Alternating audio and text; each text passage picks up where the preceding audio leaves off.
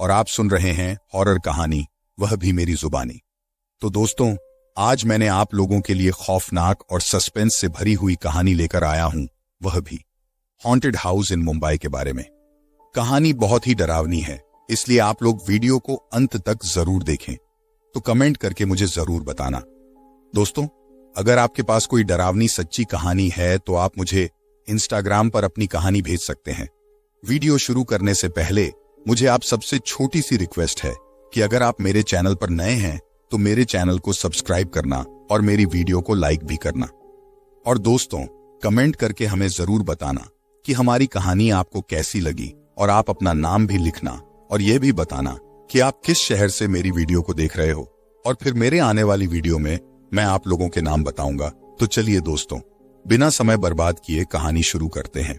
अरुण और उसकी पत्नी राधिका मुंबई के खिमसर इलाके में एक पुरानी हवेली में रहने का फैसला करते हैं। वहां उन्हें अजीबोगरीब घटनाओं का सामना करना पड़ता है, जिससे उनके जीवन में भयंकर डरावनी घटनाएं होने लगती हैं। हवेली का भूत या रहस्य धीरे धीरे उनके सामने उजागर होता है।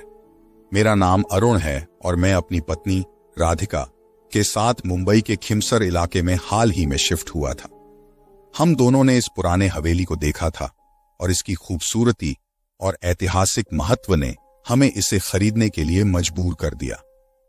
हवेली बहुत ही पुरानी थी, लगभग 200 साल पुरानी, और इसमें हर जगह पर इतिहास की कहानियां बसी हुई थीं।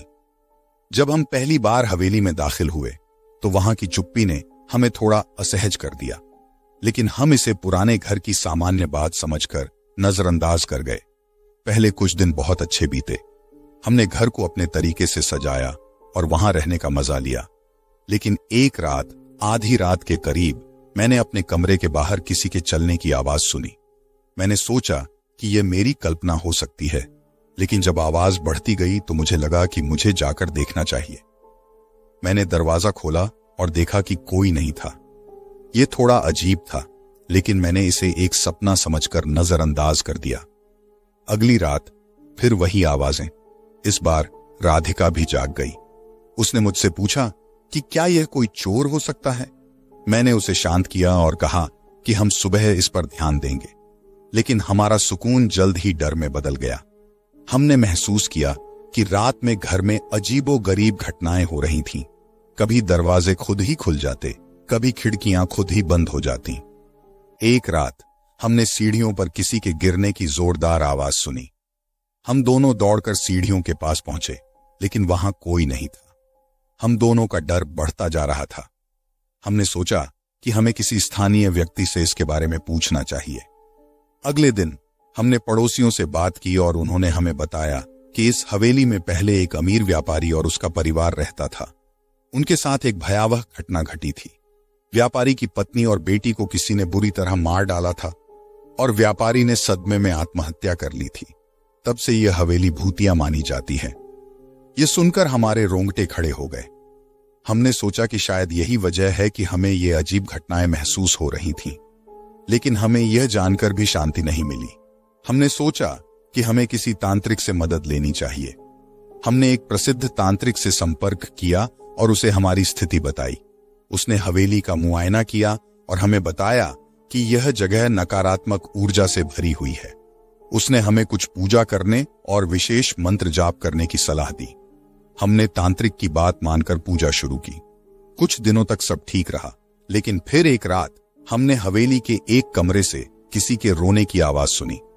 हम दोनों ने हिम्मत करके उस कमरे का दरवाजा खोला और जो देखा उसने हमें स्तब्ध कर दिया। कमरे के बीच में एक औरत का धुंधला सा अक्स दिखाई दे रहा था। वह रो रही थी और हमें देखकर उसने अचानक चीखना शुरू कर दिया। हम दोनों डर के मारे भागकर बाहर निकल आए और रात भर सो नहीं सके। हमने तांत्रिक को फिर से बुलाया और उसे सारी बातें बताईं। उसने हमें बताया कि यह आत्मा बहुत ही पीड़ित है और इसे शांति देने के लिए हमें विशेष पूजा करनी होगी। हमने उसके निर्देशों का पालन किया और पूजा की। उस रात हमें थोड़ा सुकून मिला, लेकिन हम जानते थे कि यह समस्या अभी पूरी तरह से खत्म नहीं हुई थी। हमें हर रात अजीब आवाजें और घटनाएं महसूस होती रहीं। ऐसा लगा कि हवेली में कुछ ऐसा था जो हमें वहां से हटाने की कोशिश कर रहा था। आज भी जब मैं उन दिनों को याद करता हूं तो मेरे रोंगटे खड़े हो जाते हैं। हम दोनों ने आखिरकार हवेली को छोड़ने का फैसला किया और एक नए घर में शिफ्ट हो गए। लेकिन खिमसर की वह हवेली आज भी हमारे सपनों में आती है और हमें याद दिलाती है कि कुछ रहस्य हमेशा रहस्य ही रहते हैं। हवेली छोड़ने के बाद हमने खुद को एक नए जीवन में ढालने की कोशिश की, लेकिन खिमसर की वह भयानक रातें हमें लगातार परेशान करती रहीं। राधिका अक्सर रात को जाग जाती और मुझे बताती कि उसे डरावने सपने आ रहे हैं। मैंने भी कई बार अपने सपनों में उस औरत के धुंधले अक्स को देखा था। हमारी जिंदगी धीरे धीरे उस भूतिया हवेली की यादों के साए में घिरती जा रही थी। हम दोनों ने निर्णय लिया कि हमें इस मुद्दे का समाधान करना होगा, वरना हम पागल हो जाएंगे। मैंने अपने एक पुराने दोस्त राजेश से संपर्क किया, जो मुंबई के एक प्रसिद्ध पत्रकार था। मैंने उसे पूरी घटना के बारे में बताया और उससे मदद मांगी। राजेश ने हमारी कहानी में गहरी रुचि दिखाई और उसने हमें इस मामले की तह तक जाने का वादा किया। राजेश ने अपने संपर्कों का इस्तेमाल करते हुए पुराने अखबारों की कतरनों और पुलिस रिपोर्ट्स की जांच की। उसने पाया कि खिमसर की हवेली में जो घटना घटी थी वह वास्तव में बहुत ही भयावह थी। व्यापारी की पत्नी कविता और उसकी बेटी नेहा की हत्या बहुत ही निर्ममता से की गई थी। हत्या के बाद व्यापारी रमन ने आत्महत्या कर ली थी। पुलिस ने इस मामले को सुलझाने की कोशिश की थी, लेकिन उन्हें कभी हत्यारा नहीं मिला। इस घटना के बाद हवेली को शापित मान लिया गया था। राजेश ने हमें यह भी बताया कि हवेली के आसपास रहने वाले लोग अक्सर अजीबोगरीब घटनाओं का सामना करते हैं। उन्होंने हवेली के पास रात को किसी औरत के रोने की आवाजें सुनी हैं और कई लोगों ने उस औरत का अक्स भी देखा है। ये सुनकर हमारी घबराहट और बढ़ गई। राजेश ने हमें सुझाव दिया कि हमें इस मामले की ओर गहराई से जांच करनी चाहिए। उसने हमें कुछ स्थानीय इतिहासकारों और तांत्रिकों से मिलने की सलाह दी। हमने उसकी बात मानी और फिर से खिमसर की यात्रा की। हम सबसे पहले एक पुराने इतिहासकार प्रोफेसर चतुर्वेदी से मिले। उन्होंने हमें बताया कि खिमसर की वह हवेली एक समय में बहुत ही समृद्ध और प्रभावशाली स्थान था। वहां कई पार्टियां और सामाजिक समारोह होते थे, लेकिन जब व्यापारी परिवार की वह भयानक घटना घटी तो हवेली का माहौल बदल गया। लोग वहां जाने से डरने लगे और धीरे धीरे हवेली वीरान हो गई। प्रोफेसर चतुर्वेदी ने हमें यह भी बताया कि उस समय के कुछ पुराने दस्तावेजों में हवेली के बारे में और भी रहस्यमयी बातें लिखी हैं। उन्होंने हमें एक पुरानी डायरी दी जो व्यापारी रमन की थी। ये डायरी हमें हवेली के रहस्य को और गहराई से समझने में मदद कर सकती थी। हमने डायरी पढ़ना शुरू किया और उसमें जो बातें लिखी थीं वे बहुत ही डरावनी और चौंकाने वाली थीं। रमन ने अपनी डायरी में लिखा था कि उसने हवेली में कुछ अजीबोगरीब चीजें देखी थीं। उसे अक्सर रात को किसी औरत के रोने की आवाजें सुनाई देती थीं और कई बार उसने अपने कमरे में एक धुंधला अक्स भी देखा था। उसने यह भी लिखा था कि वह अपनी पत्नी और बेटी की सुरक्षा को लेकर बहुत चिंतित था। रमन की डायरी ने हमें यह समझने में मदद की कि हवेली में पहले से ही कुछ रहस्यमयी और भूतिया तत्व मौजूद थे। हमें यह जानकर आश्चर्य हुआ कि रमन खुद भी इन चीजों का सामना कर चुका था। हमने प्रोफेसर चतुर्वेदी से और भी जानकारी लेने की कोशिश की, लेकिन उन्होंने हमें सलाह दी कि हम किसी तांत्रिक से मिलें। हमने फिर से उस तांत्रिक से संपर्क किया जिसने पहले हमारी मदद की थी। उसने हमारी बात ध्यान से सुनी और हमें बताया कि हवेली में एक बहुत ही पुरानी और शक्तिशाली आत्मा का वास है। उसने हमें कुछ विशेष पूजा और अनुष्ठानों के बारे में बताया जिन्हें करके हम आत्मा को शांति दे सकते थे। हमने तांत्रिक की सलाह मानी और एक रात हमने हवेली में जाकर पूजा करने का फैसला किया। हम दोनों के साथ राजेश और तांत्रिक भी थे। हमने रात के ठीक 12 बजे पूजा शुरू की। तांत्रिक ने मंत्र जाप करना शुरू किया और हमने धूप और दीपक जलाए। जैसे जैसे पूजा आगे बढ़ी, हवेली का माहौल और भी डरावना होता गया।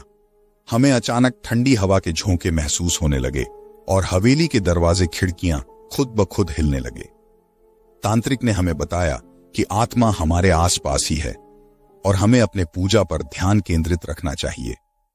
पूजा के दौरान हमने हवेली के अंदर किसी के कदमों की आवाजें सुनी।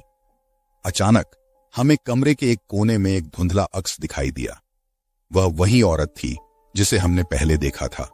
वह औरत हमें घूर रही थी और उसके चेहरे पर दर्द और क्रोध साफ दिख रहा था। तांत्रिक ने हमें बताया कि हमें उस आत्मा से बातचीत करने की कोशिश करनी चाहिए। उसने हमें कुछ मंत्र दिए और कहा कि हम आत्मा से उसका नाम पूछें। हमने तांत्रिक की बात मानी और मंत्र जाप करते हुए आत्मा से उसका नाम पूछा। औरत का अक्स थोड़ा और स्पष्ट हुआ और उसने धीरे धीरे बोलना शुरू किया। उसने कहा कि उसका नाम कविता है और वह रमन की पत्नी है। उसने हमें बताया कि उसकी और उसकी बेटी की हत्या बहुत ही बुरी तरह से की गई थी और उनकी आत्मा को कभी शांति नहीं मिली। हमने कविता से पूछा कि उसकी हत्या किसने की थी। कविता ने बताया कि उसकी हत्या रमन के एक पुराने दुश्मन ने की थी, जो व्यापारिक प्रतिस्पर्धा के चलते उनसे बदला लेना चाहता था।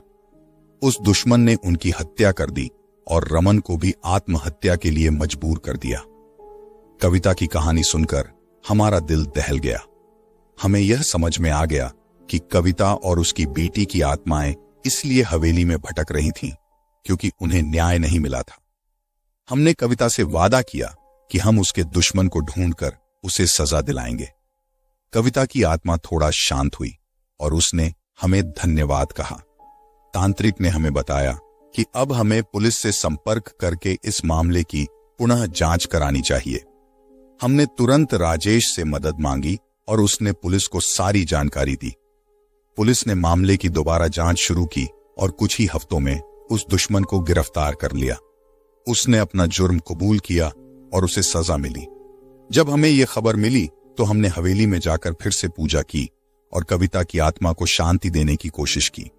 उस रात हवेली का माहौल पहले से बहुत ही शांत और सुकून भरा था। हमें कोई अजीब आवाजें या घटनाएं महसूस नहीं हुई।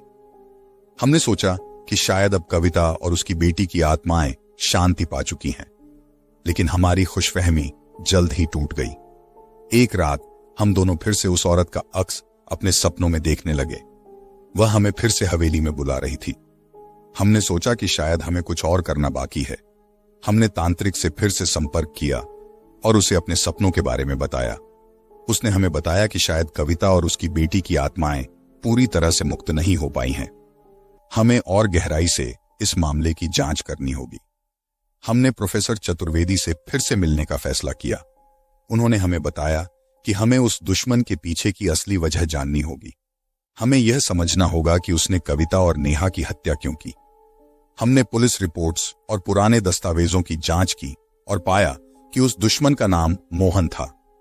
मोहन और रमन का व्यापारिक विवाद केवल एक बहाना था। असल में मोहन की नजर रमन की संपत्ति और हवेली पर थी। उसने रमन की पत्नी और बेटी की हत्या करके हवेली को शापित कर दिया था ताकि कोई और वहां न रह सके और वह उसे सस्ते दाम में खरीद सके। यह जानकर हमें समझ में आया कि मोहन की गिरफ्तारी और सजा से भी कविता और नेहा की आत्माएं पूरी तरह से मुक्त नहीं हो सकती थीं। हमें कुछ और करना होगा। हमने तांत्रिक से सलाह ली और उसने हमें बताया कि हमें मोहन के की गए कर्मों का प्रायश्चित करना होगा। तांत्रिक ने हमें एक विशेष अनुष्ठान के बारे में बताया जिसे करके हम मोहन के बुरे कर्मों का प्रायश्चित कर सकते थे। उसने हमें बताया कि हमें मोहन की आत्मा से बातचीत करनी होगी और उसे अपने की पर पछतावा दिलाना होगा। हमने तांत्रिक की बात मानी और मोहन की जेल जाकर उससे मिले। मोहन ने पहले तो हमसे बात करने से इनकार कर दिया, लेकिन जब हमने उसे बताया कि उसकी आत्मा को शांति तभी मिल सकती है जब वह अपने किए पर पछतावा करे, तो उसने हमें ध्यान से सुना। मोहन ने धीरे धीरे अपने जुर्म को कबूल किया और उसने अपने के पर पछतावा जाहिर किया। उसने हमें बताया कि वह अपने लालच में अंधा हो गया था और उसने अपने के पर गहरा पछतावा किया। उसने हमें माफी मांगी और कहा कि वह अपने के का प्रायश्चित करना चाहता है। हमने मोहन के इस पछतावे को तांत्रिक को बताया और उसने हमें बताया कि हमें अब हवेली में जाकर विशेष अनुष्ठान करना होगा। हमने हवेली में जाकर तांत्रिक के निर्देशों का पालन किया और अनुष्ठान शुरू किया। अनुष्ठान के दौरान हमने मोहन की आत्मा को बुलाया और उसे उसके किए का प्रायश्चित दिलाया। मोहन की आत्मा ने कविता और नेहा की आत्माओं से माफी मांगी और उन्हें शांति की प्रार्थना की। इस अनुष्ठान के बाद हमें हवेली का माहौल बहुत ही शांत और सुकून भरा लगा। हमने महसूस किया कि अब कविता और नेहा की आत्माएं शांति पा चुकी हैं और हवेली अब भूतिया नहीं रही। हमने तांत्रिक और प्रोफेसर चतुर्वेदी का धन्यवाद किया और हवेली को छोड़कर वापस अपने घर आ गए। लेकिन यह कहानी यहीं खत्म नहीं होती। हवेली से लौटने के कुछ ही दिनों बाद हमें फिर से अजीब सपने आने लगे। इस बार सपनों में हमें कविता और नेहा की जगह एक और अजनबी औरत का अक्स दिखाई देने लगा। वह औरत बहुत ही डरावनी और खौफनाक थी। उसने हमें अपने पास बुलाने की कोशिश की और हमने उसकी आंखों में गहरा क्रोध और दर्द देखा। हमने तांत्रिक से फिर से संपर्क किया और उसे अपने सपनों के बारे में बताया। उसने हमें बताया कि शायद हवेली में केवल कविता और नेहा की आत्माएं ही नहीं थीं, बल्कि और भी आत्माएं हो सकती हैं जिन्हें शांति नहीं मिली थी। उसने हमें सुझाव दिया कि हमें हवेली में जाकर और भी गहराई से जांच करनी चाहिए। हमने तांत्रिक की बात मानी और फिर से हवेली की यात्रा की। इस बार हमने हवेली के हर कोने की जांच की और हमें कुछ पुराने दस्तावेज और तस्वीरें मिली। इन दस्तावेजों में लिखा था कि हवेली में पहले कई और भी भयानक घटनाएं घटी थीं, जिनके बारे में किसी को पता नहीं था। इन घटनाओं में कई निर्दोष लोगों की हत्याएं शामिल थीं और उनकी आत्माएं भी हवेली में भटक रही थीं। हमने तांत्रिक से इन दस्तावेजों के बारे में बात की और उसने हमें बताया कि हमें उन सभी आत्माओं की शांति के लिए विशेष पूजा और अनुष्ठान करने होंगे।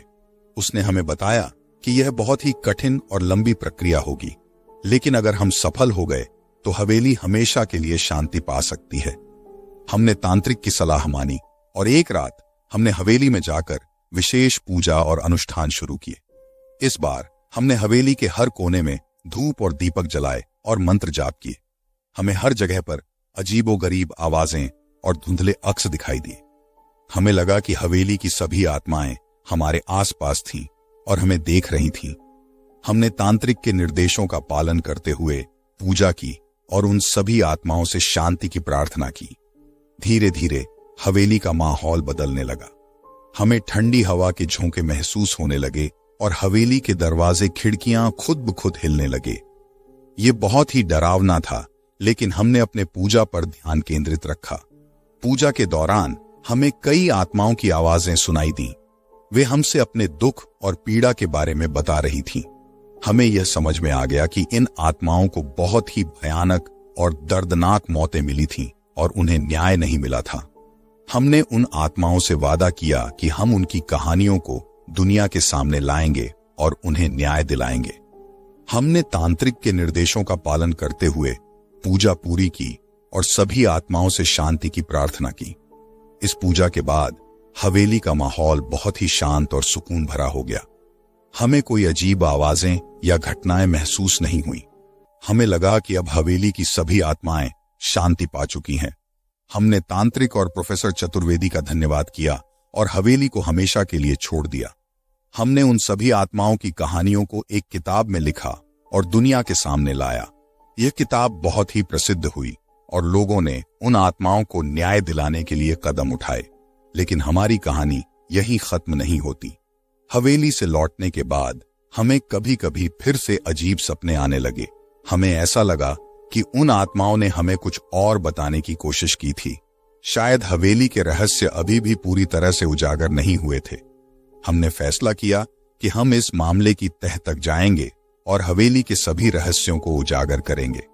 हम जानना चाहते थे कि आखिर उस हवेली में क्या हुआ था और क्यों इतनी सारी आत्माएं वहां भटक रही थीं। हमने अपने इस सफर को जारी रखने का फैसला किया और एक दिन फिर से हवेली की यात्रा की। हमें पता था कि यह सफर बहुत ही खतरनाक और डरावना होगा, लेकिन हमने हिम्मत नहीं हारी। हमें यकीन था कि हम हवेली के सभी रहस्यों को उजागर कर पाएंगे और उन आत्माओं को हमेशा के लिए शांति दिला पाएंगे। हमारी यह कहानी अभी जारी है और हम अभी भी हवेली के रहस्यों की खोज में लगे हुए हैं। शायद एक दिन हम इन सभी रहस्यों को उजागर कर पाएंगे और हवेली को हमेशा के लिए शांति दिला पाएंगे। हम हवेली के रहस्यों की खोज में फिर से खिमसर लौटे। हमारे दिलों में डर और रोमांच दोनों ही थे। हमने तय किया कि हम हवेली में रात बिताएंगे और वहां की घटनाओं को और भी गहराई से समझने की कोशिश करेंगे। हवेली में दाखिल होते ही हमें एक भारीपन महसूस हुआ। ऐसा लगा जैसे हवेली की दीवारें खुद ही हमें देख रही थीं। हमने तांत्रिक को अपने साथ रखा था और उसके निर्देशों का पालन कर रहे थे। तांत्रिक ने हमें बताया कि हमें हर कमरे की जांच करनी होगी और वहां की ऊर्जा को महसूस करना होगा। हमने सबसे पहले हवेली के नीचे के कमरों से शुरुआत की। हर कमरे में हमें ठंडी हवा के झोंके महसूस हो रहे थे। ऐसा लगा जैसे किसी ने हमारे शरीर के चारों ओर बर्फ की चादर डाल दी हो। अचानक हमें एक कमरे के कोने में एक पुरानी तस्वीर मिली। तस्वीर में एक औरत और एक बच्चा था। हमें यह तस्वीर बहुत ही परिचित लगी और हमें एहसास हुआ कि यह कविता और नेहा की तस्वीर थी। तांत्रिक ने हमें बताया कि यह तस्वीर शायद उनकी आत्माओं के साथ जुड़ी हो सकती है। हमने तस्वीर को ध्यान से देखा और महसूस किया कि इसमें कुछ खास था। तस्वीर के पीछे कुछ लिखा था, लेकिन वह इतना धुंधला था कि हम पढ़ नहीं पाए। हमने तस्वीर को अपने साथ रखा और आगे बढ़े। हम हवेली के सबसे पुराने हिस्से में पहुंचे, जहां पहले कभी कोई नहीं गया था। यह हिस्सा बहुत ही अंधेरा और डरावना था। हमें लगा जैसे यहां किसी की उपस्थिति थी। तांत्रिक ने हमें चेतावनी दी कि हम सावधानी से चलें, क्योंकि यहां की ऊर्जा बहुत ही नकारात्मक थी। हमने धीरे धीरे उस हिस्से की जांच की और वहां हमें एक पुराना कक्ष मिला। कक्ष में एक पुरानी लकड़ी की अलमारी थी, जिसमें कई पुरानी किताबें और दस्तावेज रखे थे। हमने उन दस्तावेजों की जांच की और पाया कि इनमें से कुछ दस्तावेज हवेली के इतिहास से जुड़े थे। हमने एक दस्तावेज पढ़ना शुरू किया और उसमें लिखा था कि हवेली के पहले मालिक, जो एक शक्तिशाली तांत्रिक था, ने हवेली में कई काले जादू के अनुष्ठान किए थे। उसने कई निर्दोष लोगों की बलि दी थी ताकि वह अपनी शक्तियों को और बढ़ा सके। यह जानकर हमारे रोंगटे खड़े हो गए। हमें समझ में आ गया कि हवेली में मौजूद नकारात्मक ऊर्जा और आत्माओं का कारण यही था। हमने तांत्रिक से पूछा कि हमें अब क्या करना चाहिए। उसने हमें बताया कि हमें उन आत्माओं को शांति देने के लिए एक विशेष अनुष्ठान करना होगा। यह अनुष्ठान बहुत ही कठिन और खतरनाक होगा, लेकिन अगर हम सफल हुए तो हवेली की सभी आत्माएं शांति पा सकती हैं। हमने अनुष्ठान की तैयारी शुरू की और तांत्रिक के निर्देशों का पालन करते हुए सभी सामग्री जुटाई। अनुष्ठान के लिए रात का समय सबसे उपयुक्त था, इसलिए हमने रात का इंतजार किया। जैसे ही रात हुई, हमने अनुष्ठान शुरू किया। हमने हवेली के मुख्य कक्ष में धूप और दीपक जलाए और मंत्र जाप शुरू किया। अनुष्ठान के दौरान हमें हवेली के अंदर अजीब आवाजें सुनाई देने लगी। दरवाजे खुद ही हिलने लगे और हमें ऐसा लगा जैसे हवेली की सभी आत्माएं हमारे चारों ओर थीं। तांत्रिक ने हमें बताया कि हमें अपने ध्यान को मंत्र जाप पर केंद्रित रखना होगा और किसी भी स्थिति में डरना नहीं चाहिए। हम सभी ने तांत्रिक की बात मानी और मंत्र जाप करते रहे। जैसे जैसे अनुष्ठान आगे बढ़ा, हवेली की ऊर्जा और भी भयानक होती गई। हमें ठंडी हवा के झोंके महसूस होने लगे और हमारे चारों ओर अजीब साएं दिखाई देने लगे। अचानक हमें एक बहुत ही जोरदार चीख सुनाई दी। यह चीख इतनी भयानक थी कि हमारे दिलों की धड़कन तेज हो गई। हमने देखा कि मुख्य कक्ष के एक कोने में एक अजीब सी आकृति खड़ी थी। वह आकृति बहुत ही डरावनी और खौफनाक थी। तांत्रिक ने हमें बताया कि यह वही आत्मा है जिसने हवेली में काले जादू के अनुष्ठान किए थे। हमने अपनी हिम्मत जुटाई और तांत्रिक के निर्देशों का पालन करते हुए मंत्र जाप जारी रखा। हमें पता था कि यह आत्मा बहुत ही शक्तिशाली थी और उसे शांति देने के लिए हमें अपनी पूरी शक्ति लगानी होगी। हमने अपनी आंखें बंद की और पूरे मन से मंत्र जाप करने लगे। कुछ देर बाद हमें महसूस हुआ कि हवेली की ऊर्जा थोड़ी शांत हो रही थी। हमें लगा कि हमारा अनुष्ठान काम कर रहा था। अचानक वह डरावनी आकृति गायब हो गई और हवेली का माहौल शांत हो गया। तांत्रिक ने हमें बताया कि हमें अनुष्ठान पूरा करना होगा और हवेली के हर कोने में धूप और दीपक जलाने होंगे। हमने तांत्रिक की बात मानी और हवेली के हर कोने में धूप और दीपक जलाए। जैसे जैसे हमने यह किया, हमें महसूस हुआ कि हवेली की नकारात्मक ऊर्जा धीरे धीरे खत्म हो रही थी। हमें लगा कि अब हवेली की सभी आत्माएं शांति पा चुकी थीं। हमने तांत्रिक का धन्यवाद किया और हवेली से बाहर निकल आए। हमें लगा कि अब हमारे जीवन में शांति आ गई थी, लेकिन हमारी खुशफहमी जल्द ही टूट गई। कुछ ही दिनों बाद हमें फिर से अजीब सपने आने लगे। इस बार सपनों में हमें एक बच्चा दिखाई देने लगा। वह बच्चा बहुत ही डरा हुआ और परेशान था। उसने हमें अपनी तरफ बुलाने की कोशिश की, और हमने उसकी आंखों में गहरा दुख और दर्द देखा। हमने तांत्रिक से फिर से संपर्क किया और उसे अपने सपनों के बारे में बताया। उसने हमें बताया कि शायद हवेली में अभी भी कुछ रहस्य बाकी थे। उसने हमें सुझाव दिया कि हमें हवेली में जाकर और भी गहराई से जांच करनी चाहिए। हमने तांत्रिक की बात मानी और फिर से हवेली की यात्रा की। इस बार हमने हवेली के सबसे गहरे और अंधेरे हिस्से की जांच की। हमें वहां एक पुरानी तहखाना मिली जिसे पहले कभी किसी ने नहीं देखा था। यह तहखाना बहुत ही डरावनी और रहस्यमयी थी। हमने तहखाना की जांच की और वहां हमें कई पुरानी और डरावनी चीजें मिली। हमें एक पुरानी लोहे की जंजीरें मिली जो शायद किसी को बांधने के लिए इस्तेमाल की गई थी। वहां हमें कुछ पुराने हड्डियों के टुकड़े भी मिले जो शायद किसी की बलि के थे। हमने तांत्रिक से इन चीजों के बारे में पूछा और उसने हमें बताया कि यह तहखाना शायद हवेली के पहले मालिक द्वारा इस्तेमाल किया गया था। उसने यहां कई निर्दोष लोगों की बलि दी थी और उनकी आत्माएं अभी भी यहां भटक रही थीं। तांत्रिक ने हमें बताया कि हमें इन आत्माओं की शांति के लिए एक और विशेष अनुष्ठान करना होगा। इस बार हमें हवेली के सबसे गहरे हिस्से में जाकर अनुष्ठान करना होगा। उसने हमें बताया कि यह बहुत ही खतरनाक होगा, लेकिन अगर हम सफल हुए तो हवेली की सभी आत्माएं शांति पा सकती हैं। हमने तांत्रिक की सलाह मानी और अनुष्ठान की तैयारी शुरू की। हमने सभी आवश्यक सामग्री जुटाई और रात का इंतजार किया। जैसे ही रात हुई, हमने तहखाना में जाकर अनुष्ठान शुरू किया। हमने धूप और दीपक जलाए और मंत्र जाप शुरू किया। अनुष्ठान के दौरान हमें तहखाना के अंदर अजीब आवाजें सुनाई देने लगी। हमें ऐसा लगा जैसे वहां कई आत्माएं हमारे चारों ओर थीं। तांत्रिक ने हमें बताया कि हमें अपने ध्यान को मंत्र जाप पर केंद्रित रखना होगा और किसी भी स्थिति में डरना नहीं चाहिए। हमने तांत्रिक की बात मानी और मंत्र जाप जारी रखा। जैसे जैसे अनुष्ठान आगे बढ़ा, तहखाना की ऊर्जा और भी भयानक होती गई। हमें ठंडी हवा के झोंके महसूस होने लगे और हमारे चारों ओर अजीब साएं दिखाई देने लगे। अचानक हमें एक बहुत ही जोरदार चीख सुनाई दी। यह चीख इतनी भयानक थी कि हमारे दिलों की धड़कन तेज हो गई।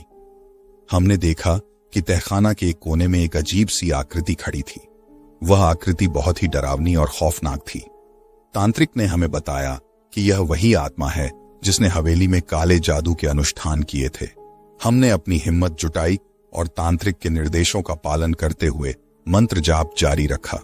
हमें पता था कि यह आत्मा बहुत ही शक्तिशाली थी और उसे शांति देने के लिए हमें अपनी पूरी शक्ति लगानी होगी।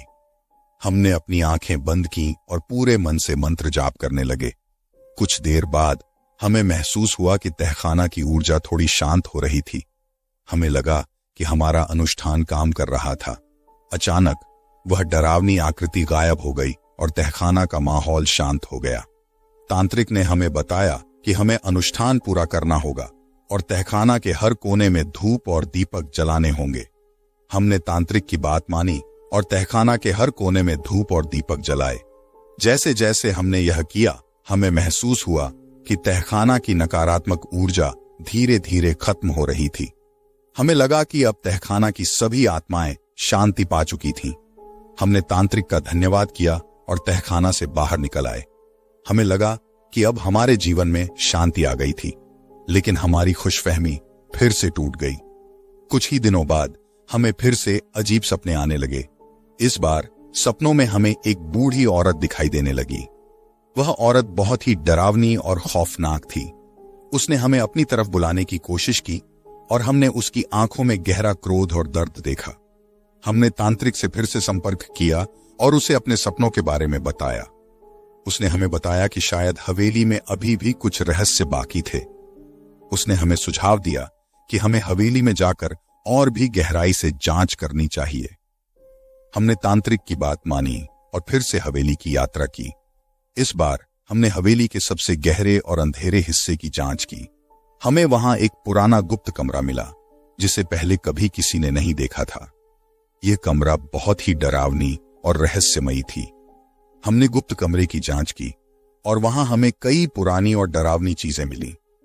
हमें एक पुरानी लकड़ी की बक्सा मिली जिसमें कई पुराने दस्तावेज और किताबें रखी थीं। हमने उन दस्तावेजों की जांच की और पाया कि इनमें से कुछ दस्तावेज हवेली के इतिहास से जुड़े थे। हमने एक दस्तावेज पढ़ना शुरू किया और उसमें लिखा था कि हवेली के पहले मालिक ने यहां कई निर्दोष लोगों की बलि दी थी और उनकी आत्माएं अभी भी यहां भटक रही थीं। ये जानकर हमारे रोंगटे खड़े हो गए। हमें समझ में आ गया कि हवेली में मौजूद नकारात्मक ऊर्जा और आत्माओं का कारण यही था। हमने तांत्रिक से पूछा कि हमें अब क्या करना चाहिए। उसने हमें बताया कि हमें उन आत्माओं को शांति देने के लिए एक और विशेष अनुष्ठान करना होगा। यह अनुष्ठान बहुत ही कठिन और खतरनाक होगा, लेकिन अगर हम सफल हुए तो हवेली की सभी आत्माएं शांति पा सकती हैं।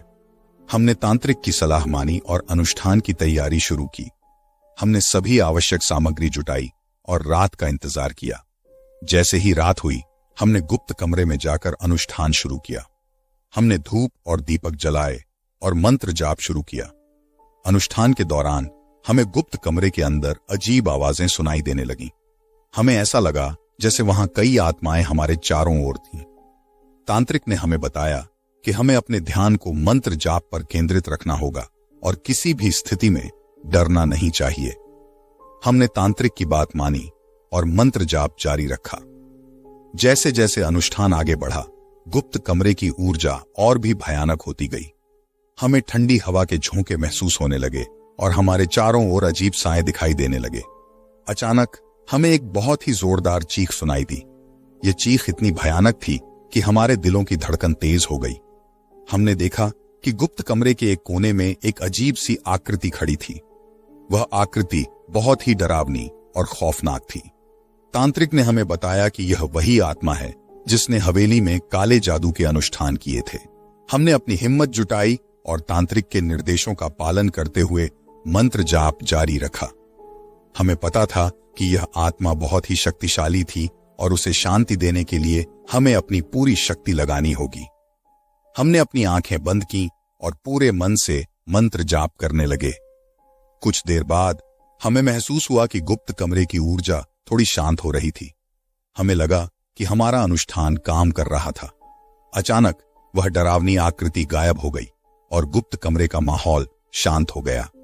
तांत्रिक ने हमें बताया कि हमें अनुष्ठान पूरा करना होगा और गुप्त कमरे के हर कोने में धूप और दीपक जलाने होंगे। हमने तांत्रिक की बात मानी और गुप्त कमरे के हर कोने में धूप और दीपक जलाए। जैसे जैसे हमने यह किया, हमें महसूस हुआ कि गुप्त कमरे की नकारात्मक ऊर्जा धीरे धीरे खत्म हो रही थी। हमें लगा कि अब गुप्त कमरे की सभी आत्माएं शांति पा चुकी थीं। हमने तांत्रिक का धन्यवाद किया और गुप्त कमरे से बाहर निकल आए। हमें लगा कि अब हमारे जीवन में शांति आ गई थी, लेकिन हमारी खुशफहमी फिर से टूट गई। कुछ ही दिनों बाद हमें फिर से अजीब सपने आने लगे। इस बार सपनों में हमें एक आदमी दिखाई देने लगा। वह आदमी बहुत ही डरावना और खौफनाक था। उसने हमें अपनी तरफ बुलाने की कोशिश की और हमने उसकी आंखों में गहरा क्रोध और दर्द देखा। हमने तांत्रिक से फिर से संपर्क किया और उसे अपने सपनों के बारे में बताया। उसने हमें बताया कि शायद हवेली में अभी भी कुछ रहस्य बाकी थे। उसने हमें सुझाव दिया कि हमें हवेली में जाकर और भी गहराई से जांच करनी चाहिए। हमने तांत्रिक की बात मानी और फिर से हवेली की यात्रा की। इस बार हमने हवेली के सबसे गहरे और अंधेरे हिस्से की जांच की। हमें वहां एक पुराना तहखाना मिला जिसे पहले कभी किसी ने नहीं देखा था। यह तहखाना बहुत ही डरावनी और रहस्यमयी थी। हमने तहखाना की जांच की और वहां हमें कई पुरानी और डरावनी चीजें मिली। हमें एक पुरानी लोहे की जंजीरें मिलीं जो शायद किसी को बांधने के लिए इस्तेमाल की गई थीं। वहां हमें कुछ पुराने हड्डियों के टुकड़े भी मिले जो शायद किसी की बलि के थे। हमने तांत्रिक से इन चीजों के बारे में पूछा और उसने हमें बताया कि यह तहखाना शायद हवेली के पहले मालिक द्वारा इस्तेमाल किया गया था। उसने यहां कई निर्दोष लोगों की बलि दी थी और उनकी आत्माएं अभी भी यहां भटक रही थीं। तांत्रिक ने हमें बताया कि हमें इन आत्माओं की शांति के लिए एक और विशेष अनुष्ठान करना होगा। इस बार हमें हवेली के सबसे गहरे हिस्से में जाकर अनुष्ठान करना होगा। उसने हमें बताया कि यह बहुत ही खतरनाक होगा, लेकिन अगर हम सफल हुए तो हवेली की सभी आत्माएं शांति पा सकती हैं। हमने तांत्रिक की सलाह मानी और अनुष्ठान की तैयारी शुरू की। हमने सभी आवश्यक सामग्री जुटाई और रात का इंतजार किया। जैसे ही रात हुई, हमने तहखाना में जाकर अनुष्ठान शुरू किया। हमने धूप और दीपक जलाए और मंत्र जाप शुरू किया। अनुष्ठान के दौरान हमें तहखाना के अंदर अजीब आवाजें सुनाई देने लगी। हमें ऐसा लगा जैसे वहां कई आत्माएं हमारे चारों ओर थीं। तांत्रिक ने हमें बताया कि हमें अपने ध्यान को मंत्र जाप पर केंद्रित रखना होगा और किसी भी स्थिति में डरना नहीं चाहिए। हमने तांत्रिक की बात मानी और मंत्र जाप जारी रखा। जैसे जैसे अनुष्ठान आगे बढ़ा, तहखाना की ऊर्जा और भी भयानक होती गई। हमें ठंडी हवा के झोंके महसूस होने लगे और हमारे चारों ओर अजीब साए दिखाई देने लगे। अचानक हमें एक बहुत ही जोरदार चीख सुनाई दी। यह चीख इतनी भयानक थी कि हमारे दिलों की धड़कन तेज हो गई। हमने देखा कि तहखाना के एक कोने में एक अजीब सी आकृति खड़ी थी। वह आकृति बहुत ही डरावनी और खौफनाक थी। तांत्रिक ने हमें बताया कि यह वही आत्मा है जिसने हवेली में काले जादू के अनुष्ठान किए थे। हमने अपनी हिम्मत जुटाई और तांत्रिक के निर्देशों का पालन करते हुए मंत्र जाप जारी रखा। हमें पता था कि यह आत्मा बहुत ही शक्तिशाली थी और उसे शांति देने के लिए हमें अपनी पूरी शक्ति लगानी होगी। हमने अपनी आंखें बंद की और पूरे मन से मंत्र जाप करने लगे। कुछ देर बाद हमें महसूस हुआ कि तहखाना की ऊर्जा थोड़ी शांत हो रही थी। हमें लगा कि हमारा अनुष्ठान काम कर रहा था। अचानक वह डरावनी आकृति गायब हो गई और तहखाना का माहौल शांत हो गया। तांत्रिक ने हमें बताया कि हमें अनुष्ठान पूरा करना होगा और तहखाना के हर कोने में धूप और दीपक जलाने होंगे। हमने तांत्रिक की बात मानी और तहखाना के हर कोने में धूप और दीपक जलाए। जैसे जैसे हमने यह किया, हमें महसूस हुआ कि तहखाना की नकारात्मक ऊर्जा धीरे धीरे खत्म हो रही थी। हमें लगा कि अब तहखाना की सभी आत्माएं शांति पा चुकी थीं। हमने तांत्रिक का धन्यवाद किया और तहखाना से बाहर निकल आए। हमें लगा कि अब हमारे जीवन में शांति आ गई थी, लेकिन हमारी खुशफहमी फिर से टूट गई। हम तहखाना से बाहर निकलने के बाद अपने घर वापस आ गए। कुछ दिनों तक सब कुछ सामान्य रहा, लेकिन जल्द ही अजीब घटनाएं फिर से शुरू हो गईं। इस बार ये घटनाएं हमारे सपनों तक ही सीमित नहीं रहीं, बल्कि हमारे वास्तविक जीवन में भी होने लगी। हमें घर में अजीबोगरीब आवाजें सुनाई देने लगी, चीजें खुद ब खुद हिलने लगीं और अजीब साए दिखाई देने लगे। एक रात जब हम सो रहे थे, राधिका अचानक चिल्लाकर उठी। उसने बताया कि उसने सपने में एक बूढ़ी औरत को देखा जो उससे मदद मांग रही थी। राधिका बहुत ही डरी हुई थी और उसका शरीर पसीने से तरबतर था। मैंने उसे शांत किया और हमने तांत्रिक से फिर से संपर्क करने का फैसला किया। तांत्रिक ने हमें बताया कि हमें उस बूढ़ी औरत की आत्मा की शांति के लिए भी कुछ करना होगा। उसने हमें सुझाव दिया कि हम फिर से हवेली की यात्रा करें और वहां जाकर उस आत्मा से बातचीत करने की कोशिश करें। उसने हमें कुछ विशेष मंत्र और अनुष्ठान के तरीके बताए जिन्हें हमें हवेली में जाकर करना था। हमने तांत्रिक की सलाह मानी और हवेली की यात्रा की तैयारी शुरू की। इस बार हमने अपने कुछ करीबी दोस्तों को भी साथ ले जाने का फैसला किया ताकि हमें और सहायता मिल सके। हमने अपने दोस्तों को सारी स्थिति बताई और वे भी हमारी मदद के लिए तैयार हो गए। हम सभी हवेली पहुंचे और वहां तांत्रिक के निर्देशों का पालन करते हुए अनुष्ठान शुरू किया। हमने हवेली के सबसे अंधेरे और डरावने हिस्से में जाकर मंत्र जाप किया। हमें जल्द ही महसूस हुआ कि वहां की ऊर्जा बहुत ही नकारात्मक और भयानक थी, लेकिन हमने अपने ध्यान को मंत्र जाप पर केंद्रित रखा और अनुष्ठान जारी रखा। कुछ देर बाद हमें हवेली के अंदर अजीब आवाजें सुनाई देने लगी। हमें ऐसा लगा जैसे वहां कई आत्माएं हमारे चारों ओर थीं। अचानक हमें हवेली के एक कोने में एक बूढ़ी औरत का धुंधला अक्स दिखाई दिया। वह औरत बहुत ही दुखी और परेशान लग रही थी। तांत्रिक ने हमें बताया कि हमें उस आत्मा से बातचीत करने की कोशिश करनी चाहिए। हमने बूढ़ी औरत की आत्मा से उसका नाम और उसकी पीड़ा के बारे में पूछा। उसने धीरे धीरे बोलना शुरू किया और हमें बताया कि उसका नाम लता है और वह हवेली में एक नौकरानी थी। उसे हवेली के पहले मालिक ने बहुत ही बुरी तरह से मारा था और उसकी आत्मा को कभी शांति नहीं मिली। लता की कहानी सुनकर हमें बहुत ही दुख हुआ।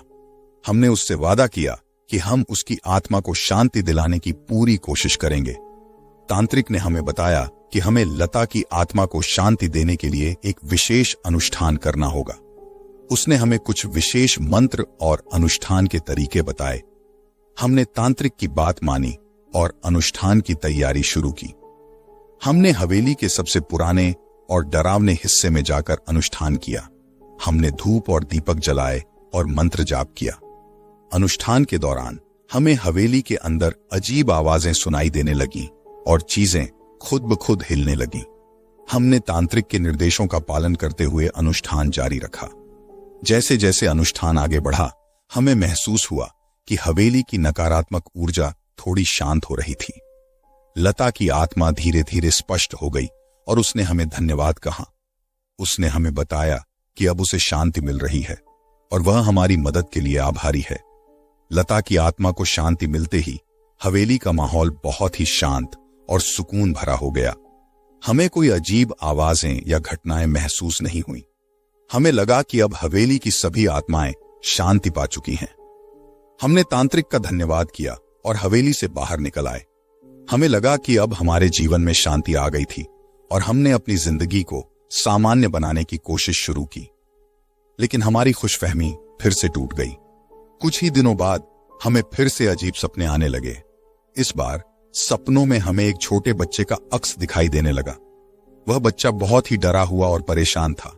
उसने हमें अपनी तरफ बुलाने की कोशिश की और हमने उसकी आंखों में गहरा दुख और दर्द देखा। हमने तांत्रिक से फिर से संपर्क किया और उसे अपने सपनों के बारे में बताया। उसने हमें बताया कि शायद हवेली में अभी भी कुछ रहस्य बाकी थे। उसने हमें सुझाव दिया कि हमें हवेली में जाकर और भी गहराई से जांच करनी चाहिए। हमने तांत्रिक की बात मानी और फिर से हवेली की यात्रा की। इस बार हमने हवेली के सबसे गहरे और अंधेरे हिस्से की जांच की। हमें वहां एक पुराना तहखाना मिला जिसे पहले कभी किसी ने नहीं देखा था।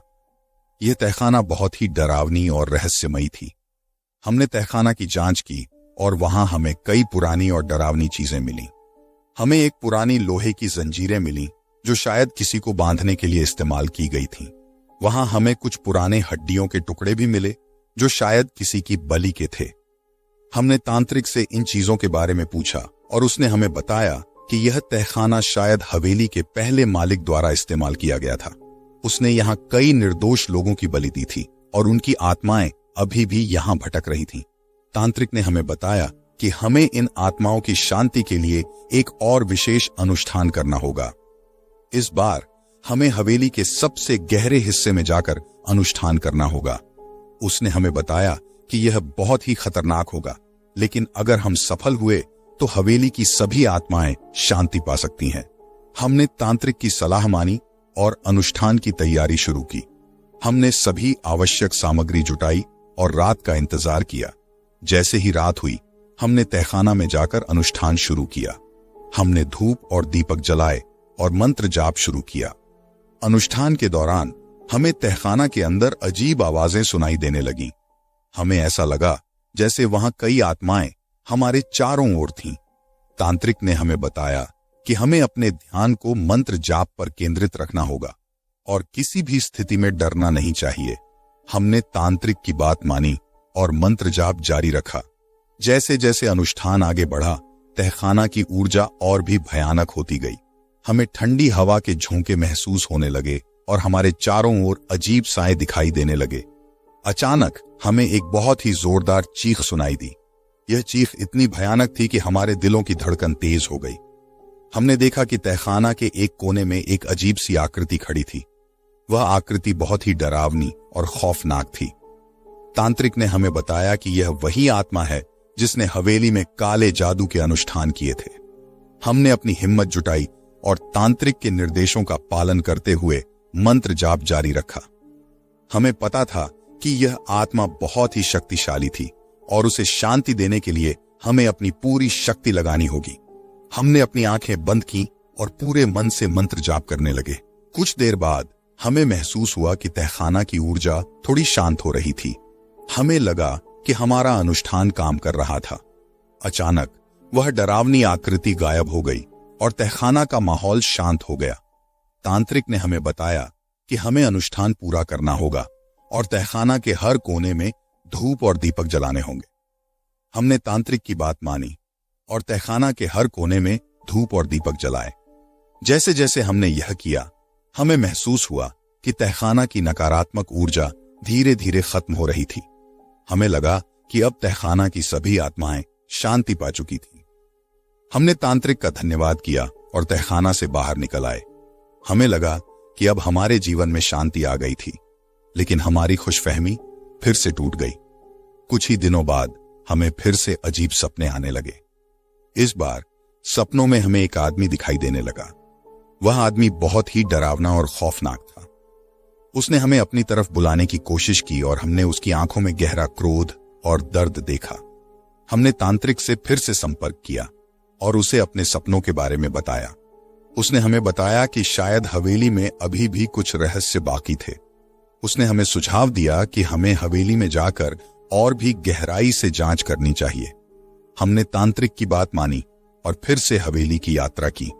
इस बार हमने हवेली के सबसे गहरे और अंधेरे हिस्से की जांच की।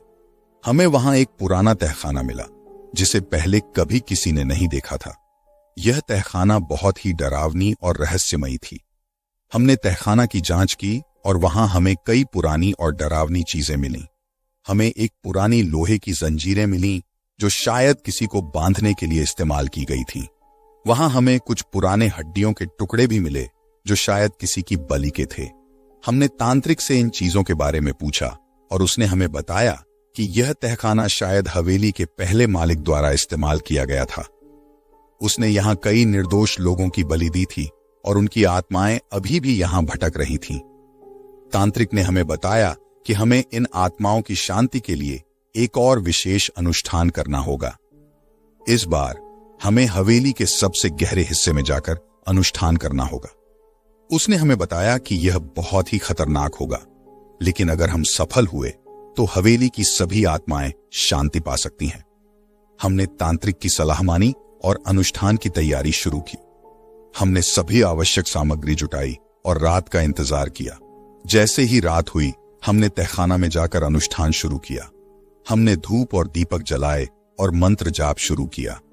अनुष्ठान के दौरान हमें तहखाना के अंदर अजीब आवाजें सुनाई देने लगीं।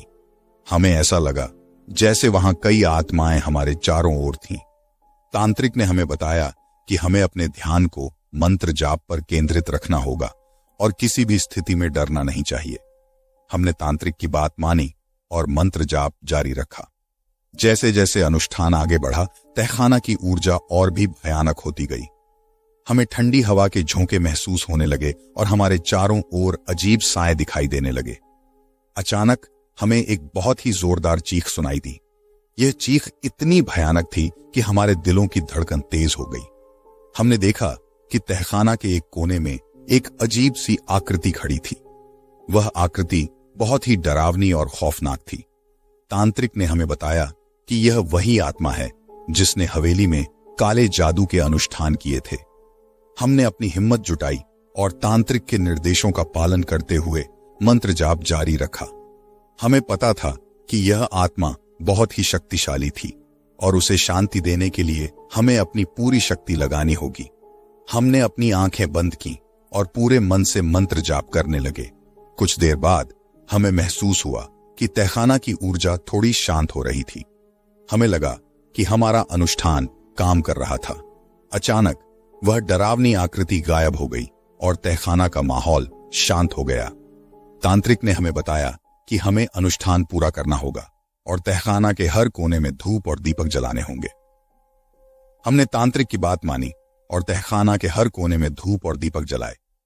जैसे जैसे हमने यह किया, हमें महसूस हुआ कि तहखाना की नकारात्मक ऊर्जा धीरे धीरे खत्म हो रही थी। हमें लगा कि अब तहखाना की सभी आत्माएं शांति पा चुकी थीं। हमने तांत्रिक का धन्यवाद किया और तहखाना से बाहर निकल आए।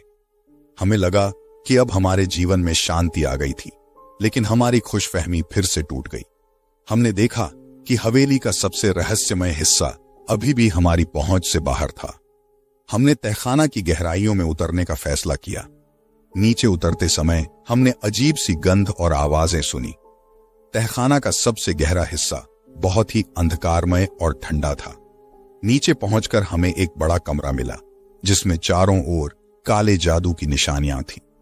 हमें वहां एक पुराना और धूल भरा ग्रंथ मिला। इस ग्रंथ में काले जादू के अनुष्ठान और आत्माओं को बांधने की विधियां लिखी थीं। हमें समझ में आ गया कि हवेली के पहले मालिक ने इस ग्रंथ का इस्तेमाल करके आत्माओं को बांध रखा था। हमने तांत्रिक से पूछा कि हमें अब क्या करना चाहिए। उसने हमें बताया कि हमें इस ग्रंथ को नष्ट करना होगा और वहां मौजूद सभी आत्माओं को मुक्त करना होगा। यह बहुत ही खतरनाक होगा, लेकिन अगर हम सफल हुए तो हवेली की सभी आत्माएं शांति पा सकती हैं। हमने तांत्रिक की सलाह मानी और ग्रंथ को नष्ट करने का फैसला किया। हमने वहां धूप और दीपक जलाए और मंत्र जाप शुरू किया।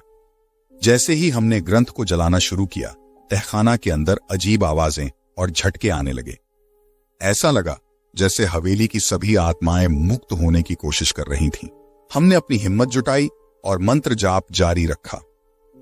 जैसे ही ग्रंथ पूरी तरह से जलकर राख हो गया, तहखाना का माहौल अचानक शांत हो गया। हमें महसूस हुआ कि हवेली की सभी आत्माएं अब मुक्त हो चुकी थीं। हमने तांत्रिक का धन्यवाद किया और हवेली से बाहर निकल आए। हमें लगा कि अब हमारे जीवन में शांति आ गई थी और हवेली के सभी रहस्य उजागर हो चुके थे। हमने अपने दोस्तों के साथ मिलकर हवेली की इस भूतिया कहानी को एक किताब में लिखा और दुनिया के सामने लाए। अब हवेली एक शांत और सुरक्षित जगह बन चुकी थी। हमने हवेली को पुनः जीवित किया और उसे एक ऐतिहासिक स्थल के रूप में स्थापित किया। लोग वहां आने लगे और हवेली की भूतिया कहानियों का आनंद लेने लगे। हमारी मेहनत सफल हुई और हवेली की सभी आत्माओं को शांति मिल गई। हमने तांत्रिक और अपने दोस्तों का धन्यवाद किया और अपनी नई जिंदगी की शुरुआत की। हमें अब किसी भी तरह का डर नहीं था और हमने अपनी जिंदगी को खुशी और शांति के साथ जीना शुरू किया। इस तरह हमारी यह भूतिया कहानी एक खुशहाल और संतोषजनक अंत तक पहुंची। हवेली की आत्माओं को शांति मिल गई और हमने एक नई और सुखद जिंदगी की शुरुआत की। तो मुझे उम्मीद है कि आपको वीडियो पसंद आएगा और कृपया मेरे चैनल को सब्सक्राइब करें और वीडियो को लाइक करें। अगले वीडियो में मिलते हैं, तब तक के लिए अलविदा।